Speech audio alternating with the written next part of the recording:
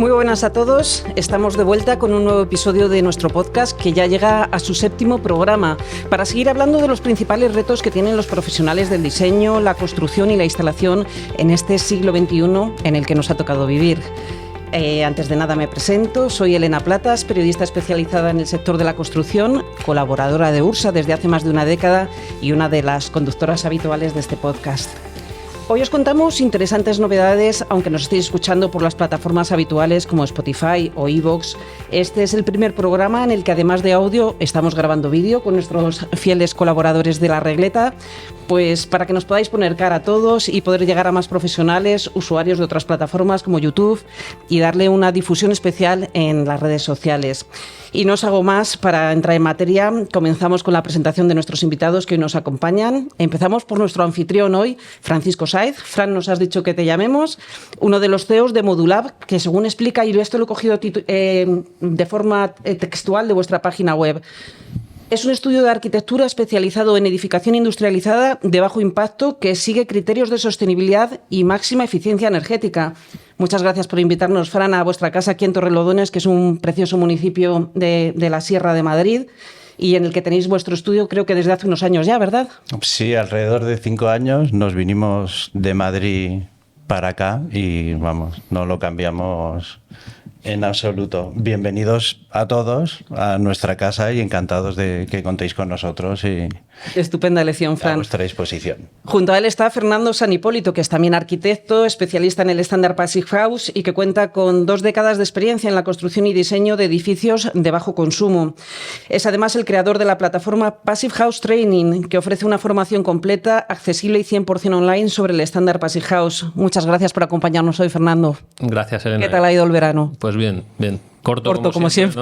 ¿No? Eso es lo que decimos todos a la vuelta, pero bueno, con ganas de retomar y de volver al trabajo. Aunque ahora estáis muy amigables los arquitectos y la industria, yo voy a decir que en el otro lado del ring, por si acaso os tenéis que pelear, tenemos a la industria en representación de la firma Soudal, uno de los principales fabricantes europeos de selladores, adhesivos y espumas. ¿Lo he dicho bien? Sí. Se encuentra José Antonio Jiménez Oliver, responsable del Departamento Técnico y de Prescripción, que hoy toma el relevo del CEO de Soudal, que nos ha acompañado otras veces, que es Peter Esselens, que si no me equivoco, José Antonio, pues anda liado con la Vuelta Ciclista a España. Sí, bueno, primero muchas gracias por invitarnos y buenos días a todos. Sí, Peter, la verdad es que tenía labores de representación en la Vuelta Ciclista, en la que tenemos equipo participando y afortunadamente no tiene que hacerlo en bici, creo que para eso tenemos un equipo muy profesional. Y por último, en representación de URSA, promotora de este videopodcast que estamos creando ahora mismo sobre la marcha, está su responsable de prescripción, Erika Ibargüen, que hoy se estrena en estos micrófonos, pero no porque no la hubiéramos querido invitar antes, no porque no hubiéramos querido contar con ella, sino porque se ha incorporado a la compañía hace tan solo unos meses. Muchas gracias, Erika, por aceptar esta invitación y por haberte incorporado a la compañía. Muy bienvenida y muchas gracias por estar hoy con nosotros. Gracias, igualmente, con ganas de participar y dar también, ¿no?, un poco de nosotros. Muy bien. Pues una vez presentados a nuestros invitados de hoy, es fácil adivinar que vamos a hablar de lo que siempre hablamos en este podcast, es decir, de edificación sostenible, saludable y especialmente de aquella que cumple con los criterios del estándar Passive House. Pues cuando yo comencé allá por 2010-2011 a colaborar con URSA, prácticamente nadie conocía este sistema, que tiene una pronunciación y una escritura complicada, pero que hoy se ha hecho un hueco innegociable entre todos aquellos profesionales que quieren construir con calidad, seguridad y eficiencia. Doy por hecho que todos nuestros oyentes y telespectadores conocen este estándar alemán, pero Fernando, por si acaso este podcast llega a un profano en la materia, ¿nos podría resumir un poco, para que sea entendible por todo el mundo, qué es Passive House? Sí, bueno, yo creo que es importante hablar de Passive House. Bueno, textualmente Passive House en inglés o en alemán es casa pasiva, ¿no?, como me imagino que todos sabéis.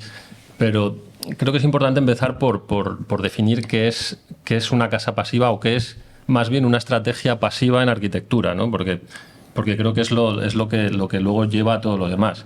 Las estrategias pasivas se llevan utilizando desde siempre en arquitectura y al final es tratar de aprovechar las condiciones del entorno, las condiciones naturales, climáticas, en beneficio del confort dentro de las edificaciones. Entonces esto, como os digo, pues se ha hecho toda la vida. La arquitectura vernácula ha utilizado materiales de la zona, ha utilizado aprovechamiento del calentamiento solar, del clima, del viento y demás. Pero bueno, luego a final del siglo XX, el último cuarto del siglo XX fundamentalmente, se empiezan a hacer una serie de experimentos para construir viviendas que sean ecológicas, sostenibles y que cumplan con un determinado confort, pero sin un consumo energético elevado. Sobre todo se hizo en el norte de Europa y en Estados Unidos. Y bueno, pues después de muchas experiencias fallidas al principio, luego se fue perfeccionando, pues en alrededor de 1990 o más o menos, pues se implican también muchas instituciones, se implican muchos científicos, ayuntamientos, universidades y demás. Y hay un instituto, una persona en concreto, que es el doctor Wolfgang Feist, alemán, que pone números a todo esto, ¿no? O sea, que se han hecho todos estos experimentos, pues él decide hacer un estándar de construcción que cumpla con este confort que hablamos y con este bajo consumo, poniendo unos criterios que sean medibles y en base a los cuales se puedan certificar viviendas y se pueda constatar que una vivienda es pasiva, es decir, que tiene un funcionamiento ecológico, un funcionamiento de bajo consumo y un alto confort para los usuarios. Unos criterios, Fran, que no cumplen todas las viviendas, pero vuestras edificaciones sí que cumplen todos estos parámetros que exige el estándar Passive House. ¿Nos puedes resumir cuáles son? Pues a mí me gusta hablar de cuáles son las prestaciones que luego te ofrecen, ¿no? Conseguir estos parámetros, ¿no? Estos 5 pilares, que son el aislamiento térmico, que finalmente te da una sensación térmica de confort en toda la vivienda totalmente homogénea, las ventanas de altísimas prestaciones con triple vidrio y con transmitancias térmicas como muy, muy bajas, que nos permiten abrir grandes huecos y por lo tanto nos permite que las viviendas también sean más luminosas sin perder eficiencia energética, reducir los puentes térmicos que hacen que muchas veces la calidad del aire interior, ¿no?, por temas de condensaciones, se reduzca mucho, incluso sea insano el aire interior de los edificios. La estanquedad del aire, que por otro lado, o sea, además de reducir las pérdidas, ¿no?, de calor o de fresco dentro de la vivienda, lo que redunda es en una hermeticidad que no deja pasar el ruido y por lo tanto las viviendas son viviendas muy silenciosas.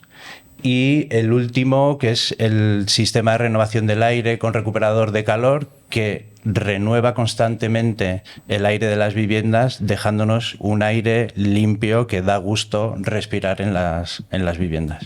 Pero voy a hacer una pregunta de cuñado quizás, pero no es para nada lo mismo construir una casa Passive House en el norte de Alemania que en Sanlúcar de Barrameda. ¿Estos parámetros, estos criterios se aplican igual en Cádiz que en Moscú? Sí.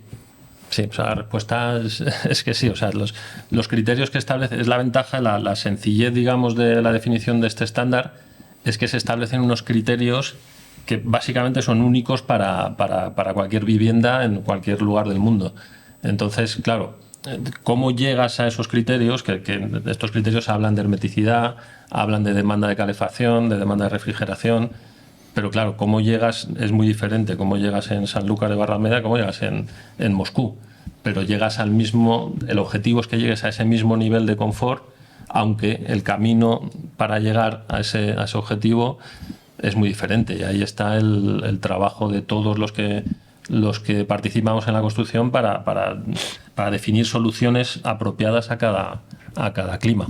¿De acuerdo, Fran? Sí, totalmente de acuerdo. O sea, sí que ha habido como debate de por qué no se desarrolla un estándar mediterráneo de Passive House, que siempre se ha quedado en el aire, porque realmente al final lo que se está buscando son estas prestaciones de confort en todos los sentidos y valga la redundancia, los sentidos precisamente de olfato, tacto, vista y gusto, ¿no? Incluso, ¿no? Vale. Y el oído, ¿no? Que son casas realmente confortables, que es lo que te garantiza el estándar. ¿no? Pues hablando de estos criterios, uno de ellos es el aislamiento, y cuando hablamos de aislamiento, Erika, Ursa tiene mucho que decir. Sí, efectivamente, ¿no? Ya como nos han comentado Fernando y Fran también, los aislamientos es una parte muy importante. Y Ursa, precisamente, somos fabricantes de aislamientos y que siempre estamos buscando mejorar todo nuestro procedimiento, mejorar los espesores, inclusive también el lambda. Entonces, Ursa está abocada a seguir mejorando todos sus procesos para poder dar respuestas a esta demanda del Passive House, porque realmente es un elemento importante para poder conseguir ese confort.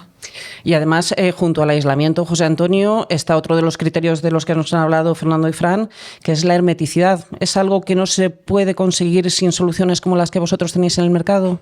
Sí, como comentan mis compañeros, nosotros llevamos también más de 10 años predicando en el desierto de este estándar, ¿no? Y hablando de hermeticidad, primero más del hueco de lo que es la ventana, y luego ya pasando un poco más haciéndolo más global, a la parte de la envolvente. Y bueno, sí que hemos visto en los últimos años una mejora y un discurso ya no tan desoído, ¿no? Y bueno, está más acompañado, sobre todo desde la pandemia. Ahí sí que hemos visto que bueno, se ha tomado más en consideración el confort de la vivienda.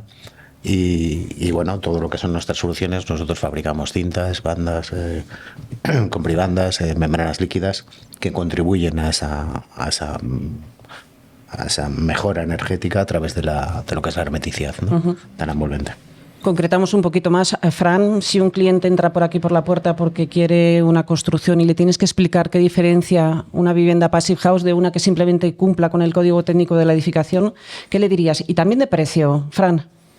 Bueno, pues le diría que realmente con un estándar Passive House y certificado Passive House lo que conseguimos es afianzar y certificar que realmente la vivienda se ha construido tal cual se ha diseñado, ¿no? Y cumpliendo todos los parámetros que nos van a permitir no solo el ahorro energético, que es de lo que se habla, ¿no? ¿Qué es una casa pasiva? Una casa que no consume energía. No, realmente es una casa que consigue un confort altísimo con un consumo de energía muy bajo. Entonces, la diferencia te diría que básicamente es el confort y el ahorro energético. En cuanto a precio, pues depende de dónde lo estés construyendo y con qué estés comparando. El único problema que tenemos en la construcción, bueno, el único problema, uno de tantos, es que es una industria que tiene muy poco control de ejecución en obra. Pues están los controles del hormigón, los controles de las armaduras de acero, cierta documentación que tienes que meter con fichas técnicas, pero no hay un control de ejecución real en obra. Entonces, teóricamente, tú puedes diseñar una vivienda que es muy eficiente, que está muy bien construida, pero luego hay que construirla. Y el estándar Passive House y su certificación te garantizan que realmente se ha ejecutado lo que previamente se ha diseñado. Entonces, la diferencia es que vas a tener básicamente lo que has pagado con todos esos criterios. Y en cuanto a precio, depende de con qué estás comparando. Normalmente una vivienda Passive House es más cara, pero no creo que suba más de un 15 o un 20%. O sea, se amortizará luego, además, ¿no? Que amortizas plenamente. Nosotros tenemos pues facturas de 16 euros al mes de agua caliente, calefacción y electricidad de toda la vivienda, con lo cual pues haces cuentas y si además de la hipoteca tienes que pagar consumos de energía muy altos, realmente se te puede complicar mucho el pagar una hipoteca de una vivienda que cumple el código técnico. Para conseguir estos 16 euros de los que nos habla Fernando, el aislamiento, que ya hemos visto que es uno de los principales criterios y recomendaciones de Passive House, es imprescindible, innegociable. Innegociable. Y diría que es el primer principio Passive House, es un buen aislamiento. O sea, yo creo que hay que partir de ahí. ¿No? Si no aíslas bien una vivienda, una construcción, todo lo demás no tiene sentido. El tema del aislamiento, pues bueno, pues parece que cada vez hay más conciencia, pero yo recuerdo cuando empezábamos a hacer viviendas de este tipo hace más de 10 años, casi 20, claro, cuando incluso para conseguir materiales, cuando pedías espesores de aislante que superan los 10 centímetros, ya te miraban como si estuvieras loco y te costaba mucho conseguirlo. Hoy en día, afortunadamente, con Ursa o con empresas que ya tienen mucho recorrido, pues esto es mucho más sencillo. O sea, ya hay una implicación de la industria mucho mayor y se sabe que las viviendas tienen que estar muy aisladas. Pero bueno, te encuentras haciendo reformas. Es muy habitual en viviendas que tengan más de 30 o 40 años que no estén aisladas en absoluto. O sea, no es que tengan poco aislamiento, sino que no existe el aislamiento. Tremendo. Entonces, bueno, pues es un tema que parece que está entrando, que la gente lo entiende, que tienes que aislar las viviendas y que es además, cuanto más aíslas es mejor. No es como, yo siempre lo comparo también con el tema de las estructuras. Tú calculas la estructura, si pones estructura de más estás tirando el dinero, porque ya no te está aportando nada. Pero tú si pones aislamiento de más, siempre va a ser beneficioso. Bueno, hasta cierto punto también, ¿no? Pero que es una inversión muy, muy inteligente en una construcción. Tú fíjate, Erika, y abrimos otro melón, que Fernando nos habla de aislamiento, pero no habla de tipos de aislamiento. En el caso de Ursa, sois fabricantes tanto de lana mineral de vidrio como de XPS, poliestireno extruido. ¿Son igual de válidos estos aislamientos para cumplir con el estándar Passive House? Efectivamente, son válidos las dos, ¿no? Tanto XPS como la lana de vidrio. Son complementarias para poder conseguir estos estándares en Passive House. Y nosotros desde Ursa estamos muy preocupados siempre pues, por dar lo mejor con estos aislamientos, los landas necesarios, ¿no? Mejorando, y a la vez también preocupados en la economía circular, porque ahora hablamos, ¿no? de espesores, hablamos de landas, pero la economía circular, esto es un punto que también se añade en la sostenibilidad de estas edificaciones.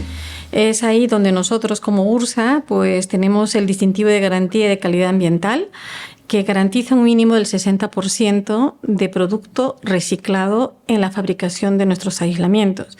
Y hay días que llegamos a tener un 100%. Esto es un punto añadido de que Ursa siempre se ha apoyado para poder prescribir, para poder comentar, ¿no? A decisores como vosotros, en el mundo del proyecto como en la ejecución. Y tan importante para poder conseguir para los otros sellos. Estamos hablando de BREEAM, de LEED, de Verde, donde también el tema de la economía circular es un punto fuerte y de referente. Muy bien, además que Fernando San Hipólito y Ursa ya son viejos conocidos. Yo he tenido la suerte, además que José Antonio también estaba allí con nosotros, de grabar un bonito reportaje en Cantabria, en una de las viviendas que está haciendo Fernando. Y todo esto porque Ursa comenzó a colaborar con tu plataforma de formación. ¿Cómo vais? Cuéntanos, Fernando, y cuéntame también si esto representa un poco el interés del mercado por nuevas formas de construir.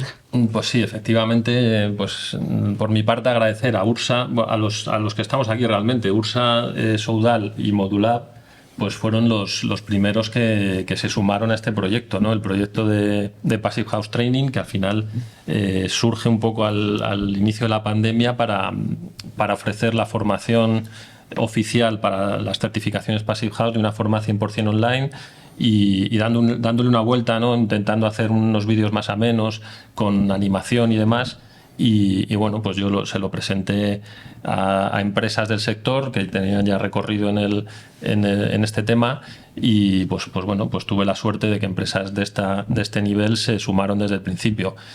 Eso demuestra que bueno, realmente es un tema, la formación en este ámbito, que todos pensamos que es muy importante. La formación, la ventaja de Passive House es que da formación para técnicos, para diseñadores, para instaladores. O sea, realmente es una formación muy completa y de la que se pueden beneficiar, digamos, todos los sectores que participan en la construcción. Uh-huh. La verdad es que bueno, llevamos poco tiempo, este año hemos arrancado con la formación online y la acogida está siendo muy buena. Y bueno, pues tenemos en mente llevarlo más allá y bueno, pues hacer un poco, tratar de que esta plataforma sea un poco el referente de la formación online para Passive House, y no solo Passive House, sino para la construcción sostenible. Fran, bicheando por vuestra web y ahí un poco cotilleando a ver lo que teníais, he visto que también formación, y yo pensaba, madre mía, con la de curro que tiene esta gente y la de cosas que hacen, ¿de dónde encuentran tiempo para dedicar también a la formación? ¿Por qué consideráis que es importante en vuestro modelo de negocio? Bueno, pues por muchos motivos. O sea, a la hora de O sea, nosotros llevamos, junto con el estándar Passive House desde los años 90, nosotros algo menos, como gritando en el desierto, ¿no? Todos estos criterios de sostenibilidad que ahora están en boca de todos y menos mal, ¿no? O sea, creo que ya no queda más remedio y tenemos que estar ahí. Nosotros siempre hemos creído, más que la formación, era la divulgación. Nosotros empezamos en Semanas de la Ciencia a divulgar, en ferias a proponer producto nuestro de construcción sostenible, desarrollando todos los criterios de sostenibilidad, trabajando con empresas como Rusticae para definir cuáles son los criterios de sostenibilidad que deberían de llegar sus ampliaciones hoteleras o sus nuevos desarrollos, que el mismo Rusticae hiciese esa labor de divulgación a los propios usuarios. Y bueno, pues todo el trabajo que hemos estado desarrollando, tanto con empresas como universidades, nos ha llevado finalmente a no solo participar en másters de industrialización o en másters de construcción con madera, sino en jornadas divulgativas de las propias universidades y finalmente desarrollar nosotros nuestra propia formación de la casa industrializada en este caso, ¿no? Hicimos 2 cursos de la casa industrializada donde invitamos a muchísima gente del sector y ahora estamos con Fernando y con el tema de Passive House Training intentando impulsar más allá el tema de la edificación industrializada, el Passive House y la construcción con madera. Pues hemos hablado de formación, hemos hablado de aislamiento y ahora me gustaría empezar también a hablar de la hermeticidad. José Antonio, antes nos explicabas un poco cómo vuestras espumas, vuestros adhesivos ayudan a conseguir la hermeticidad, pero entiendo que muchas veces te habrás encontrado con mucha gente que te diga, pero ¿para qué quieres en un país como España esa hermeticidad? Si aquí lo que nos gusta es abrir las ventanas, ventilar con el estupendo clima que tenemos. ¿Cómo se compagina la calidad del aire interior, por ejemplo, con esta hermeticidad de la que hablabas? Bueno, Elena, una va de la mano de la otra. Es decir, si no tenemos esa hermeticidad, ahí perdemos energía, tenemos que aumentar las demandas de ese tipo de energía y es lo que no queremos en el estándar Passive House, ¿no? Queremos que sea la menor demanda posible. Y uno de los principales es la ventilación mecánica, unido a la hermeticidad, ¿no? Porque una cosa no podemos hacer la casa demasiado hermética y que no haya una ventilación mecánica. Uh-huh. Para eso, pues eso, todos los que trabajan la ventilación mecánica con intercambiadores de calor, estos sistemas lo que hacen es asegurar un poco la calidad del aire interior y ese confort. Y para eso, pues bueno, antes tenemos que hacer hermética toda esa envolvente, para que unido a la ventilación mecánica. Un apunte respecto a lo que decía antes Fran del control de obra, que es fundamental. O sea, aquí sí que es donde se crea una brecha muy grande entre el estándar Passive House y el código técnico. O sea, el código técnico en su última actualización sí que considera la hermeticidad y exige un nivel de hermeticidad que está entre 3 y 6 renovaciones por hora, que es la renovación de la totalidad del aire de la vivienda, se tiene que producir entre 3 y 6 veces por hora en función de unos parámetros de volumen y demás. El Passive House exige 0,6. O sea, estamos hablando Correcto. De que es entre 5 y 10 veces más exigente que el código técnico y además te exige una prueba para verificarlo. Porque claro, el código técnico te dice tú tienes que cumplir entre 3 y 6, pero sobre el papel no hay absolutamente ningún... Claro, lo cumple todo el mundo. O sea, el código técnico es muy fácil porque no es más que poner 3 o 6. ¿Todas vuestras viviendas llevan estos equipos de climatización y de ventilación? Ventilación siempre. ¿No vale con abrir las ventanas y ventilar? No, o sea, para que te hagas una idea, si el estándar Passive House te está diciendo que tienes que tener 0,6 renovaciones a la hora como máximo, en realidad... Abrir las ventanas deberías dejarlas abiertas todo el día. O sea, no vale con abrir por las mañanas y poco más, que es lo que se hace realmente en invierno. Abres todo, pero luego cierras. Se calcula también que el aire interior está 5 veces más contaminado que el aire exterior en una ciudad. Imagínate si el aire exterior está mal, cómo está dentro de las viviendas. Este sistema consigue renovar el aire interior reduciendo esa contaminación sin pérdida de energía y además con los filtros que tiene limpiando el aire. O sea, el sistema de renovación del aire creo que es uno de las mejores inversiones que puede hacer un cliente a la hora de promover su edificio. Uh-huh. O sea, cualquier otro sistema empeora y realmente cuesta poco menos. Pues hablamos, Erika, de calidad del aire interior y hablamos de estos sistemas de climatización que muchas veces van acompañados de conductos y de ventilación también. Supongo que a esos conductos habrá que pedirles un plus también de calidad del aire interior, de salubridad. ¿Cómo se consigue? Pues mira, nosotros de Ursa contamos con unas soluciones de paneles a base de lana mineral, de nuestra lana de vidrio, pero que tiene un aporte especial, ¿no? En la composición en sí de la propia lana tenemos iones de cobre, que es la tecnología innovadora llamada Inker. Y esta tecnología tiene una capacidad antimicrobiana que logra reducir hasta el 99,9% de la presencia de bacterias y virus, con lo cual esto nos permite tener un aire limpio, ¿no? Y cumplir y ayudar a cumplir ese objetivo que están marcándose tanto Francisco como Fernando, ¿no? La calidad de aire para el Passive House es tan importante y en este caso Ursa puede ayudar a mejorarlo, ¿no? Es más, ahora también estamos nosotros desde Ursa también viendo la industrialización o la mecanización de estos paneles para la conducción del aire, reduciendo tiempos. Y esto estamos presentándolo en breve también, ¿no? Que ha salido creo que hace poco unos vídeos, porque nos ayuda a reducir las mermas. Entonces es un punto, me imagino, que a Francisco le debe interesar mucho, porque la reducción de mermas también, pues estamos hablando de sostenibilidad. Exacto, reducción de residuos que con la industrialización se reducen, pero vamos, en un 80%. Oye, yo que venía dispuesta a que os peleaseis, os he puesto allí a los arquitectos, aquí a la industria y estáis de acuerdo en todo. Pero mi siguiente pregunta va por ahí, Fernando. ¿Cómo se colabora con la industria que muchas veces pues tienen criterios económicos, criterios de negocio y vosotros buscáis para vuestro proyecto una excelencia y a lo mejor unas cosas que a veces son difíciles de conseguir por parte de la industria? ¿Cómo te relacionas con ellos? Bueno, al final se establecen sinergias y vínculos con empresas que ves que van en la misma dirección que quieres ir tú, ¿no? O sea, a lo largo ya de un recorrido de muchos años trabajando en este tipo de viviendas, pues tienes contacto con muchas empresas, pero al final seleccionas un poco las que ves que van, que te solucionan problemas al final, ¿no? Pues nosotros lo que necesitamos es que eso que nosotros nos imaginamos o esos cálculos que nosotros hacemos, haya una empresa que te ayude a conseguirlos, no solo en precios, sino también que te proponga otras cosas mejores, o sea, que se cree una especie de sinergias que lleven el proyecto incluso más allá de lo que tú tenías pensado. Con Ursa, con Soudal, pues las cosas son muy sencillas porque son empresas que tienen mucho recorrido y tienen mucho conocimiento, mucho más que nosotros en este. ¿Nunca te han mirado con cara como este señor es un marciano o algo así? Otras empresas sí, muchísimas. Y hace más años más, ahora ya poco a poco pues todo esto está bastante asumido. Ya Passive House, todo el mundo ha oído hablar de Passive House. Hablas en la cena con tu cuñado de Passive House, sí. Sabe más que tú, eso está claro.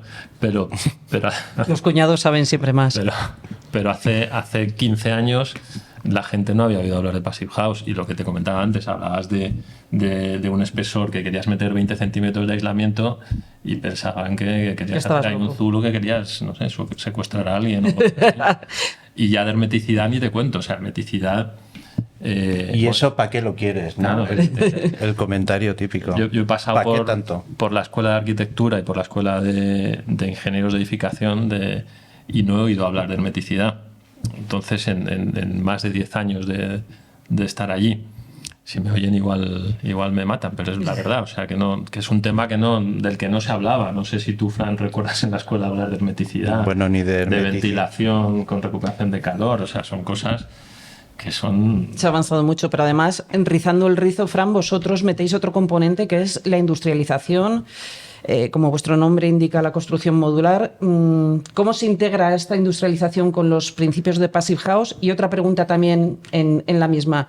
¿Qué soluciones pedís vosotros a la industria para que vuestros diseños se materialicen en edificios sostenibles, saludables y eficientes? Bueno, o sea, nosotros, cogiendo el hilo de Fernando, o sea, nosotros siempre hemos visto, porque nos hemos acercado mucho a la industria, ya que estamos intentando implementar todos los procesos de la industria que en la construcción no están implementados.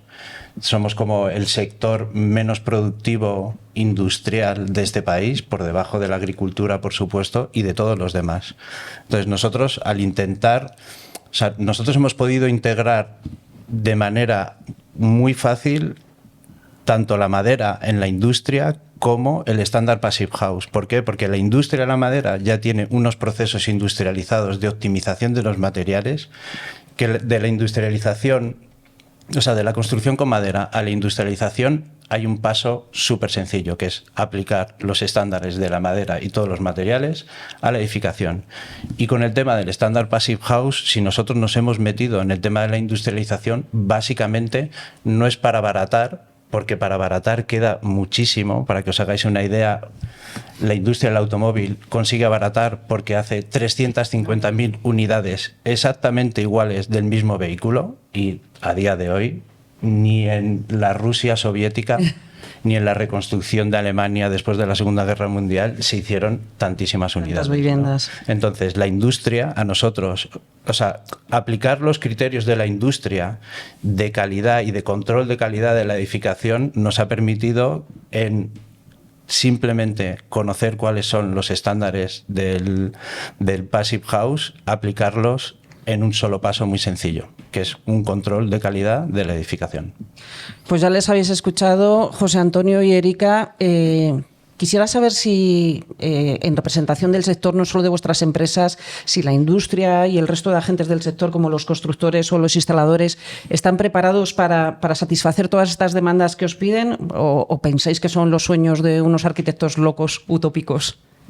No, bueno, nosotros en Sudal sí que lo que nos gusta es dar soluciones 360, ¿no? Que decimos, y intentar asistir desde el principio del proyecto con los que lo diseñan, y aportar soluciones de los productos que nosotros fabricamos para esas necesidades que ellos tienen en concreto.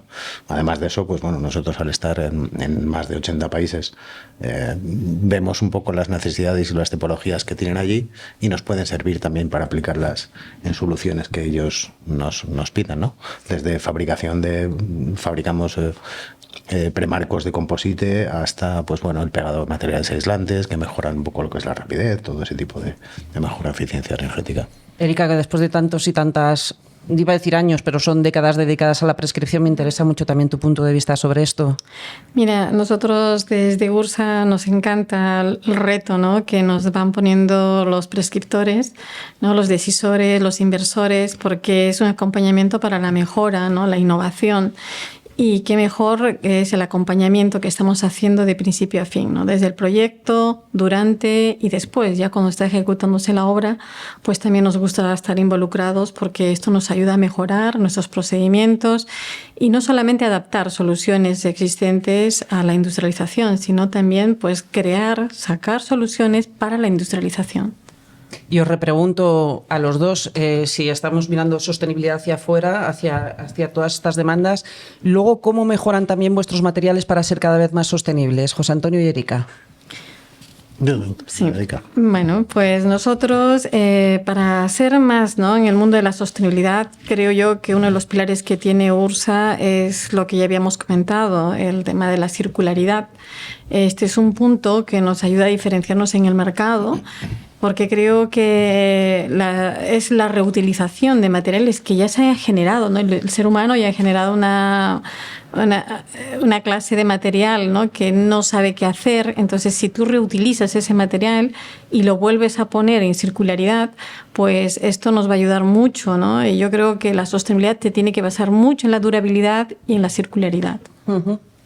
José Antonio. Bueno, nosotros también en Soudal estamos muy preocupados con el medio ambiente y con la cadena de valor en este sentido, y sí que, pues bueno, fabricamos productos muchas veces reciclados.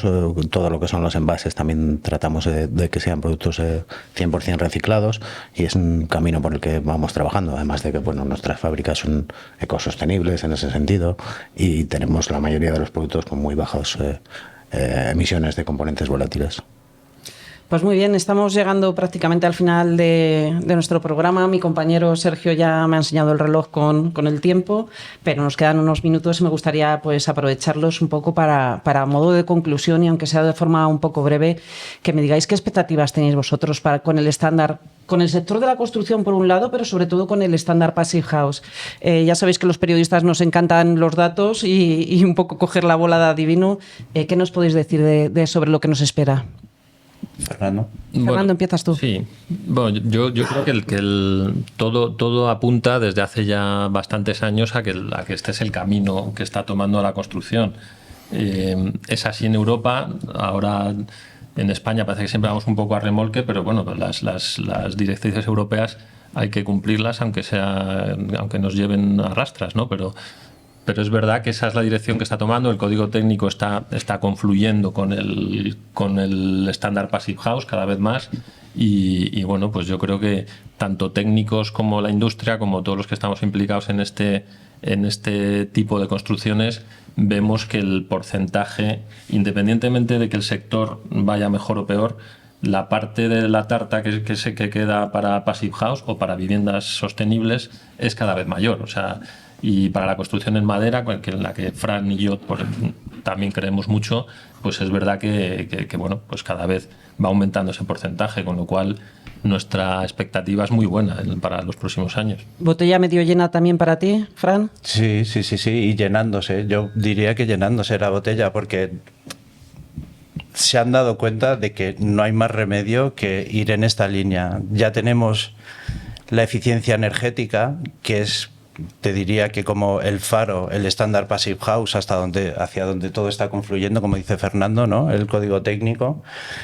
Y nosotros, otra parte muy importante que teníamos era los criterios que utilizábamos era la reducción de los impactos del sector de la construcción, ¿no? Y uno muy importante es la utilización de los materiales que provienen de materias primas renovables y los que no provienen, o sea, que entren dentro de la economía circular, ¿no? Entonces, una vez reducido el impacto de la eficiencia energética, que con Passive House se reduce casi al nulo, el impacto que nos queda es el de la construcción desde la extracción de los materiales hasta su puesta en obra, ¿no? Y eso los industriales se han dado cuenta y cada vez hay más trabajo en ese sentido. O sea que medio llena y llenándose. Me gusta mucho.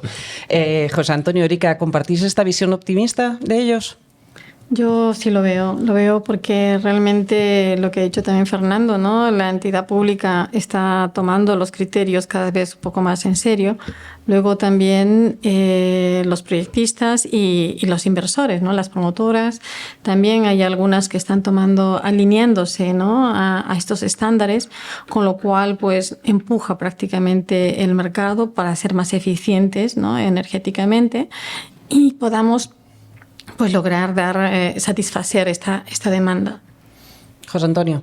Bueno, España está dentro del ranking de los 5 países con más construcción Passive House de Europa. Quiero decir esto que preocupa a la gente y es un hecho decisivo a la hora de tomar la decisión de construir o hacer una vivienda, ¿no?